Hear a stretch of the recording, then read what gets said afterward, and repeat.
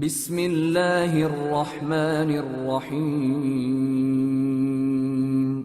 شروع اللہ کا نام لے کر جو بڑا مہربان نہایت رحم والا ہے۔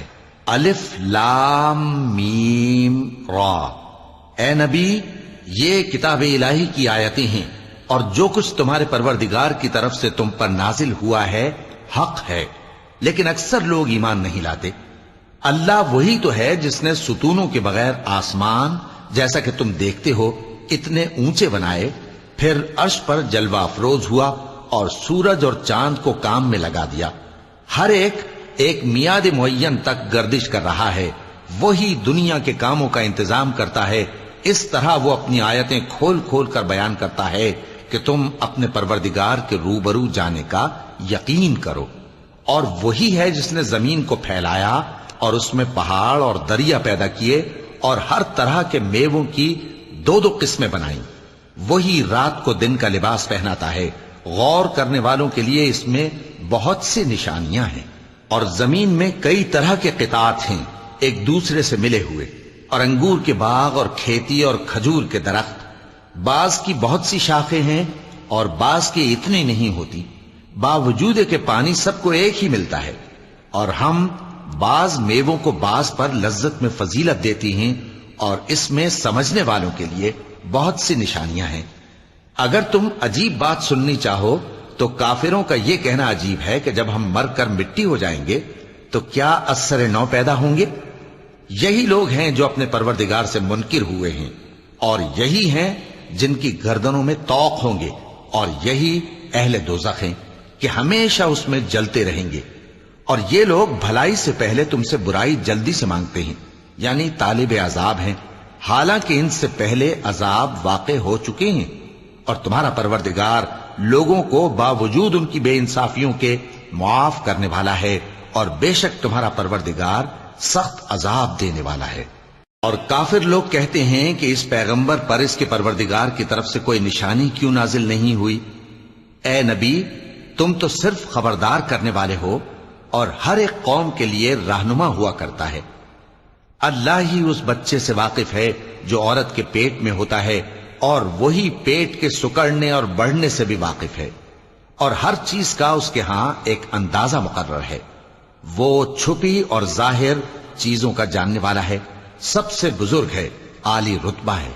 کوئی تم میں سے چپکے سے بات کہے یا پکار کر، یا رات کو کہیں چھپ جائے یا دن کی روشنی میں کھلم کھلا چلے پھرے، اللہ کے نزدیک برابر ہے۔ اس کے آگے اور پیچھے اللہ کے چوکیدار ہیں جو اللہ کے حکم سے اس کی نگرانی کرتے ہیں۔ اللہ اس نعمت کو جو کسی قوم کو حاصل ہے نہیں بدلتا جب تک کہ وہ اپنی حالت کو نہ بدلے، اور جب اللہ کسی قوم کے ساتھ برائی کا ارادہ کرتا ہے تو وہ پھر نہیں سکتی، اور اللہ کے سوا ان کا کوئی مددگار نہیں ہوتا۔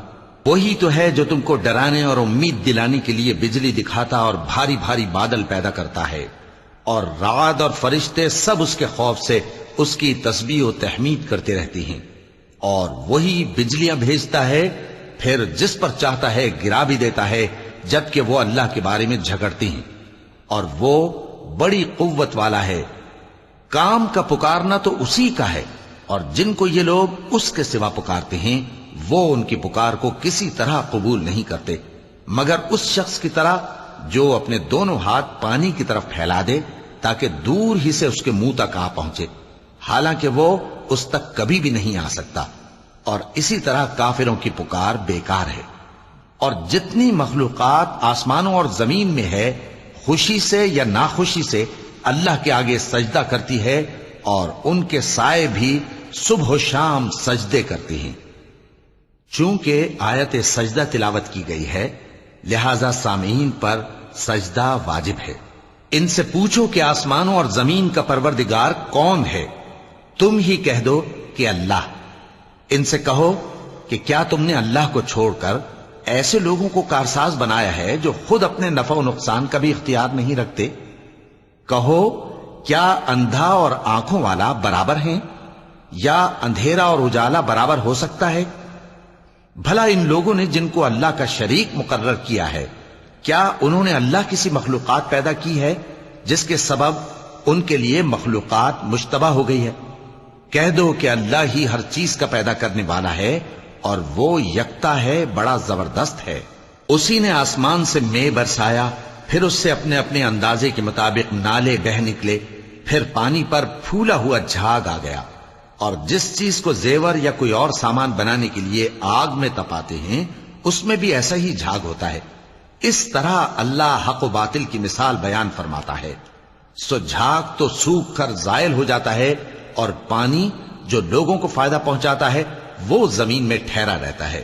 اس طرح اللہ صحیح اور غلط کی مثالیں بیان فرماتا ہے تاکہ تم سمجھو۔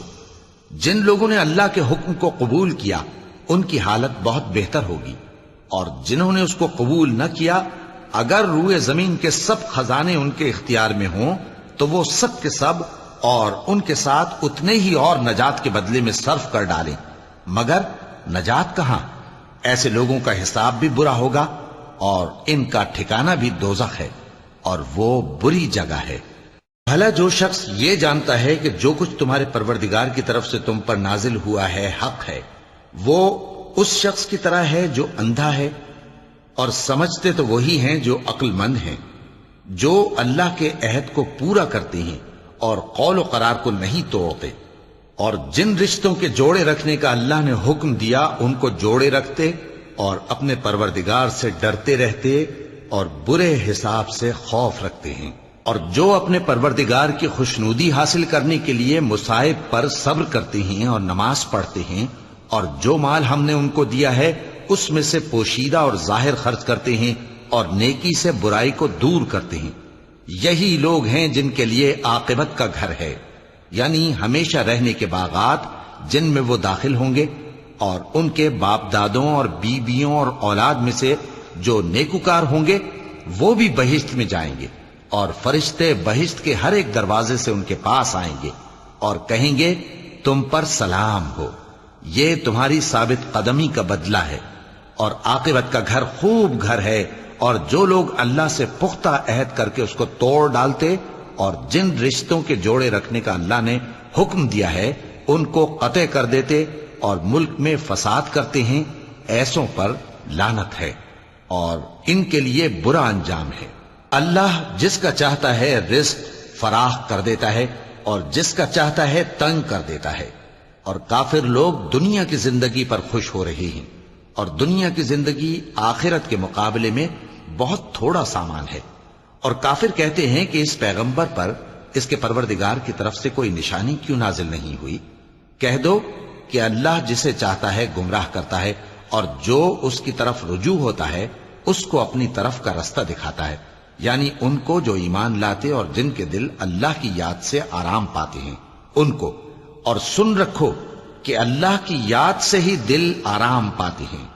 جو لوگ ایمان لائے اور عمل نیک کیے ان کے لیے خوشحالی اور عمدہ ٹھکانہ ہے۔ جس طرح ہم پہلے پیغمبر بھیجتے رہے ہیں اسی طرح اے نبی ہم نے تم کو اس امت میں جس سے پہلے بہت سی امتیں گزر چکی ہیں بھیجا ہے، تاکہ تم ان کو وہ کتاب جو ہم نے تمہاری طرف بھیجی ہے پڑھ کر سنا دو۔ اور یہ لوگ رحمان کو نہیں مانتے۔ کہہ دو وہی تو میرا پروردگار ہے، اس کے سوا کوئی معبود نہیں، میں اسی پر بھروسہ رکھتا ہوں اور اسی کی طرف رجوع کرتا ہوں۔ اور اگر کوئی قرآن ایسا ہوتا کہ اس کی تاثیر سے پہاڑ چل پڑتے یا زمین پھٹ جاتی یا مردوں سے کلام کر سکتے تو کیا یہ لوگ ایمان لے آتے؟ بات یہ ہے کہ سب باتیں اللہ کے اختیار میں ہیں، تو کیا مومنوں کو اس سے اطمینان نہیں ہوا کہ اگر اللہ چاہتا تو سب لوگوں کو ہدایت کے رستے پر چلا دیتا؟ اور کافروں پر ہمیشہ ان کے اعمال کے بدلے آفت آتی رہے گی یا ان کے مکانات کے قریب نازل ہوتی رہے گی یہاں تک کہ اللہ کا وعدہ آ پہنچے۔ بے شک اللہ وعدہ خلاف نہیں کرتا۔ اور تم سے پہلے بھی رسولوں کے ساتھ تمسخر ہوتے رہے ہیں، تو میں نے کافروں کو مہلت دی، پھر میں نے ان کو پکڑ لیا۔ سو دیکھ لو کہ میرا عذاب کیسا رہا۔ تو کیا وہ جو ہر شخص کے اعمال کا نگراں و نگہبان ہے وہ بتوں کی طرح بے علم و بے خبر ہو سکتا ہے؟ اور ان لوگوں نے اللہ کے شریک مقرر کر رکھے ہیں۔ ان سے کہو کہ ذرا ان کے نام تو لو۔ کیا تم اسے ایسی چیزیں بتاتے ہو جو روئے زمین پر ہیں اور اسے معلوم نہیں، یا تم لوگ محض سطحی بات کی تقلید کرتے ہو؟ اصل یہ ہے کہ کافروں کو ان کے فریب خوبصورت معلوم ہوتے ہیں اور وہ ہدایت کے رستے سے روک لیے گئے ہیں، اور جسے اللہ گمراہ رہنے دے اسے کوئی ہدایت کرنے والا نہیں۔ ان کو دنیا کی زندگی میں بھی عذاب ہے اور آخرت کا عذاب تو بہت ہی سخت ہے، اور ان کو اللہ کے عذاب سے کوئی بھی بچانے والا نہیں۔ جس جنت کا پرہیزگاروں سے وعدہ کیا گیا ہے اس کی شان یہ ہے کہ اس کے نیچے نہریں بہ رہی ہیں، اس کے پھل ہمیشہ باقی رہنے والے ہیں اور اس کے سائے بھی۔ یہ ان لوگوں کا انجام ہے جو متقی ہیں، اور کافروں کا انجام دوزخ ہے۔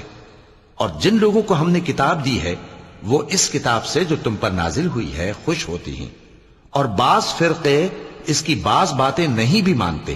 کہہ دو کہ مجھ کو یہی حکم ہوا ہے کہ اللہ ہی کی عبادت کروں اور اس کے ساتھ کسی کو شریک نہ بناؤں۔ میں اسی کی طرف بلاتا ہوں اور اسی کی طرف مجھے لوٹنا ہے۔ اور اسی طرح ہم نے اس قرآن کو عربی زبان کا فرمان بنا کر نازل کیا ہے، اور اگر تم علم آ جانے کے بعد ان لوگوں کی خواہشوں کے پیچھے چلو گے تو اللہ کے سامنے کوئی نہ تمہارا مددگار ہوگا اور نہ کوئی بچانے والا۔ اور اے نبی، ہم نے تم سے پہلے بھی پیغمبر بھیجے تھے اور ان کو بیویاں اور اولاد بھی دی تھیں، اور کسی پیغمبر کے اختیار کی بات نہ تھی کہ اللہ کے حکم کے بغیر کوئی نشانی لے آتا۔ ہر حکم قضا کتاب میں لکھا ہوا ہے۔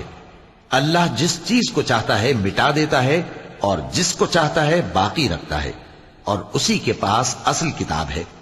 اور اگر ہم کوئی عذاب جس کا ان لوگوں سے وعدہ کرتے ہیں تمہیں دکھائیں، یعنی تمہارے روبرو ان پر نازل کریں، یا تمہاری مدت حیات پوری کر دیں، یعنی تمہارے انتقال کے بعد عذاب بھیجیں، تو تمہارا کام ہمارے احکام کا پہنچا دینا ہے اور ہمارا کام حساب لینا ہے۔ کیا انہوں نے نہیں دیکھا کہ ہم زمین کو اس کے کناروں سے گھٹاتے چلے آ رہے ہیں؟ اور اللہ جیسا چاہتا ہے حکم کرتا ہے، کوئی اس کے حکم کا رد کرنے والا نہیں، اور وہ جلد حساب لینے والا ہے۔ جو لوگ ان سے پہلے تھے وہ بھی بہتیری تدبیریں کرتے رہے ہیں، سو تدبیر تو سب اللہ ہی کی ہوتی ہے۔ ہر شخص جو کچھ کر رہا ہے اللہ اسے جانتا ہے، اور کافر جلد معلوم کر لیں گے کہ آخرت میں اچھا انجام کس کے لیے ہوتا ہے۔ اور کافر لوگ کہتے ہیں کہ تم پیغمبر نہیں ہو۔ کہہ دو کہ میرے اور تمہارے درمیان اللہ اور وہ شخص جس کے پاس کتاب آسمانی کا علم ہے بطور گواہ کافی ہے۔ صدق اللہ العظیم۔